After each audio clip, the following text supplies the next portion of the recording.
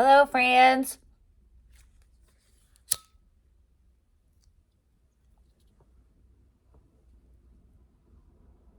Did you ever wonder what my ashtray looks like? Can you see all the... I don't want to tip it over too far.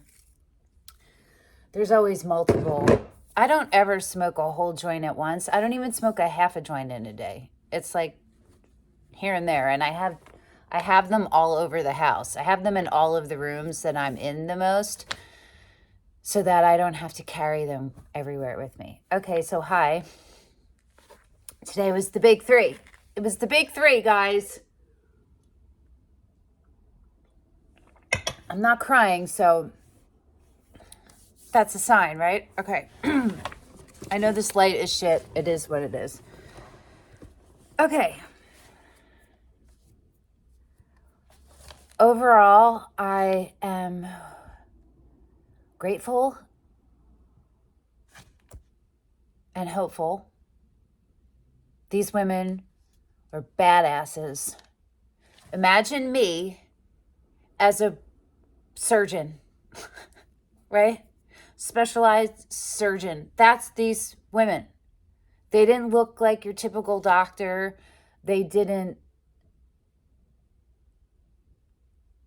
They're so focused on what they're doing. It's so clear. Like, this is their life.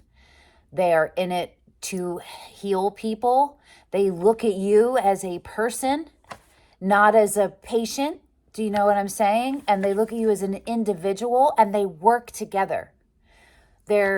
Somebody came in first. I don't know if it was a nurse. It was something like that. It wasn't a doctor. And she was in there for a while with me, and she took my history, and it was complete. And I didn't even have to start. She just started asking me questions, and I had wondered about that. I had anxiety, like, oh my God, how am I gonna set this up? But I didn't have to do any of that. She was on top of it.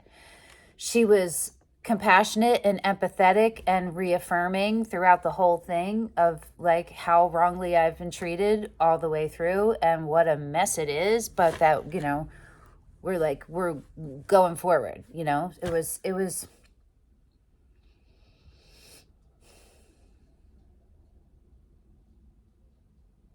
was appreciated, and it was very healing, and it started off good. And then I sat for 40 minutes, but it's still okay. It's still okay. But I was like, who, where they at, man? Did they forget? And then all three of them came in at once, all three of them. And they just started talking. And I was like, it was kind of a lot. I didn't record it, but I feel like it's okay. The first one to start was the UroGyn. She's awesome. Prolapses. She gave me a full exam. She works with the UroGyn woman I saw a couple months ago. They work together, and they've been already talking about me. So it was awesome. And she was so thorough. They were all thorough, and they all did what I would do, which to me just seems like baseline stuff. I can't get over it. But she wanted to compare, and it was great. So these are the things that she confirmed. When prolapse surgery happens, and unless it's some kind of medical necessity, it's up to me to decide what I can live with and what I can't. But hysterectomy will have to happen, because that's the only way the level that it's at, that they have to pull up the pelvic floor and attach it, and the uterus is in the way. So that's not bad. It's intense. It's intense what's happening down there for me. Okay, so she talked about pessaries. She wants me to go back to my regular gynecologist, which I have an appointment in the beginning of February with him, and talk about different treatments for recurrent BV. She's wondering if some of the things I'm experiencing aren't because the pessary isn't the right size, which I know that it isn't. Remember, I told you guys, but it's the one I had to take it in and out every day. And so it's the one that I ended up using. It helps. It's not the best. And she said there's like some issues for why that might not be, the pessary might not be fitting right. And she used vaginal atrophy. I don't know. I just didn't want to hear that word. And so I didn't ask, like, can you please explain how atrophied my vagina is? Because it sounds awful. But it could just be a little tiny bit. She wasn't concerned about it. You know what I mean? So she prescribed me estriadol or something. Yeah, it's an estrogen cream. And I'm going to use that a couple times a week. And then I'm going to see my gynecologist and then go to the nurse there, her nurse, my new UroGyn, and get refitted to see for a new pessary. So that is all the prolapses, I think, the prolapse stuff. Oh, the sewn vagina. That's something I'm going to, well, all right, we'll go right into, that's actually something I talked to my GI doctor about. And so that's still a possibility. But it might not have to be. So the GI doctor is so great. And she said to me several times, we're on the same page. And I was like, yes, we are. Yes, we are. And I said, at the end, I said, thank you for listening to me. Or I think I just said, thank you for listening. And she said, yeah. Or I don't know. I was a little bit high. I can't fully remember, but it was something like that. Okay. This is the high, awkward, oh my God, I'm rambling. Hold on, I'm cutting it out. Hold on. GI doctor, I have notes. They were in my hand the whole time. They gave me so many things. They were fantastic. Okay, so GI, I'm going to do the colonoscopy and endoscopy with her. She wants to do it. She does it herself. And my other one that's scheduled with my second team of GIs, which are now my old GIs, he doesn't do it. Someone else does. And when she came in, like she said, oh, you've been working with this doctor and this doctor. And I said, yeah. And she said, oh, she's fantastic. And I said, that is not my experience with her. And then she was like, oh, and I filled in. And then she said something else like, well, they have a plan. It looks like they have a good plan set up. I said, they don't have a plan. That's my plan. I had to, and I explained like to her, everybody heard me.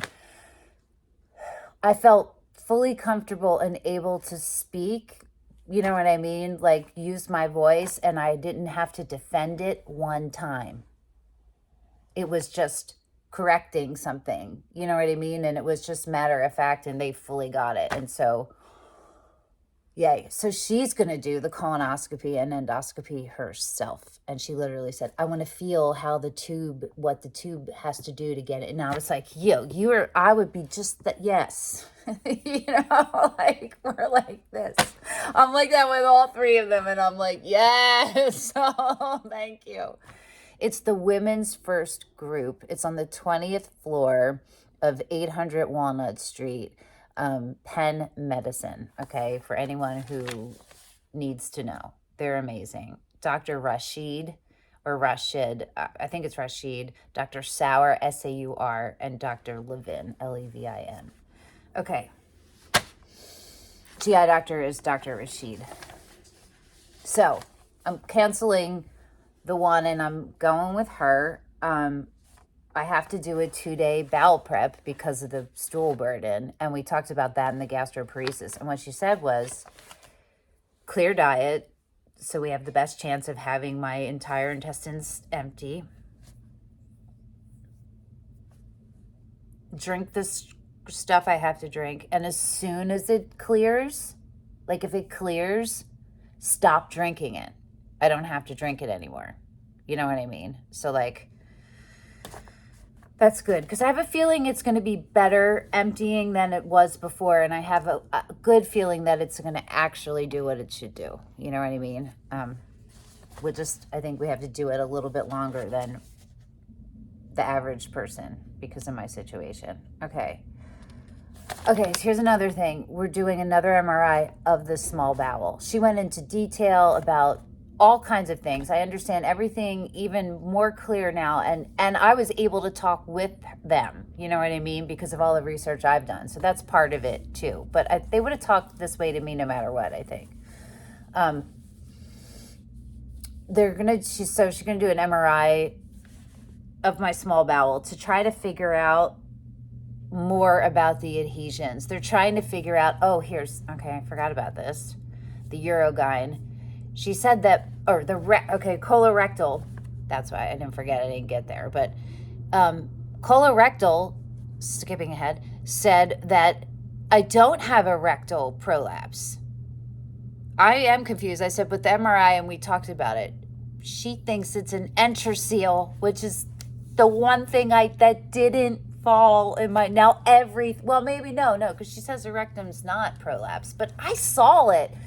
So I don't know, but it's my intestines, they think, falling down, along with my uterus, my bladder, my cervix, vaginal wall, perineum, all of that too. What I'm saying, just not the rectum, perhaps. But I have new rectal PT again, which is just like a bunch of squeezing exercises and stuff. But that biofeedback that I did, I'm going to probably have to do that, a different one, because that's still the issue, is like when it's supposed to squeeze, when it's supposed to relax, I squeeze. It's from trauma.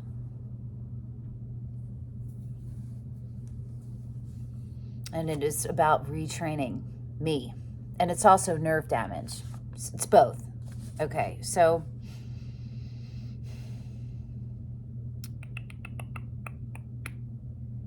they're trying to figure out if my organs are stuck together, and they can't tell. So they're trying to figure that out. And I had a very long conversation with the GI doctor about adhesions surgery. And like I said, they're not doing it. They will not do that unless there's an obstruction, because it immediately will create new adhesions. So she is really smart, and I don't remember everything she said, but everything she's doing is going to give her the clearest map without looking with her eye as possible. Do you know what I mean? Like, I feel so like I am in the right hands, and it's wonderful. Now, at the same time, this is devastating. This shouldn't be happening to me. This is happening to me because they missed all of this in 2021, April 2021. You feel me? So it's the two things are true, but like, of this super sucky, terrible situation that I'm in now, at least this is going to be the outcome, right? So there's a lot of hope between them that the issue will be taken care of, and the prolapses will be able to be managed no matter what through pessary. So that's cool. I'm not saying like, yay, I'm saying that's cool. That's like an option that exists now that I didn't know existed. You know what I'm saying? So like, cool, if that happens. You can't get attached to it or excited. But like that, you can be like, cool, like, okay, and try to keep it moving forward.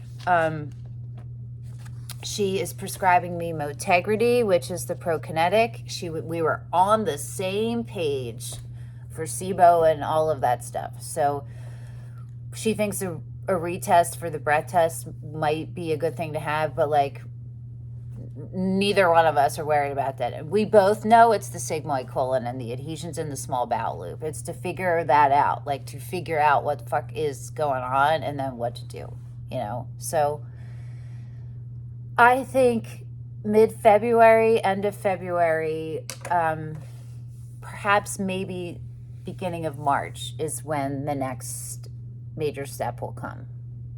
Between now and then, it's going to be a lot of more testing. I got blood work done to try to figure out the fatigue that my body is in, and autoimmune diseases and Lyme disease and B12, and all of them are normal. So I don't know. I'm just fucking exhausted from being ill. These cats. Dude, I look terrible. This light. Okay. Is that all of my updates? I think it is. Hold on, I'll turn this off and come back. Okay, there is another GI one. We talked about the distension. She said, like, and the bloating. Is it flat? Does it go away in the morning? No, it's always there. I said the distension is always there where the sigmoid colon is, but the bloating goes up and down, but it's always there. And she was like, okay. So we talked more about that, and she said, she's going to figure all this out, but that, like, one of the things I have to, like, take into account is that after surgery, sometimes things happen and you're not the same. And she wasn't dismissive of it. She's like, that's the way it is, like, sometimes that's what happens. And I got what she was saying, and I was like, okay, if I understand that, and I can start to prepare myself for that. I'm hopeful that that's not it, because I had a period. My abdominal surgery was October 2020, and you're really swollen for a very long time, as you would be when you're cut hip to hip and your skin is rolled up, and then your muscle is separated from your skin, and then it's sewn back together, rib cage to pubic bone, and then they pull your skin down and put it in a new place, right? Okay, wait, why? Why did I just go off on that? Fuck. I'm high and tired. Okay, I remember. I'm sorry. I was talking about the timing. So from October 2020 until the end of December, it was pretty, like, still, like, swollen and stuff from surgery. And then it went down. And then from January 2021 until the beginning of April is when the distension and the bloating started. Before that, it was like just recovery, I thought, and then it was like intermittent, and then in April to June is when it just kept going, and where it's been since then. I don't remember why I was talking about that. Oh, that's my hope. Sorry. That maybe it's like SIBO related and all those things, and like it's not going to be distended for the rest of my life. If it is, it is, right? Okay. That really is everything. Thanks for hanging out with me. And dealing with all the terrible lighting and temperature casting and my tired, high self. Okay. I will be back whenever there's updates. Till then, ciao, ciao.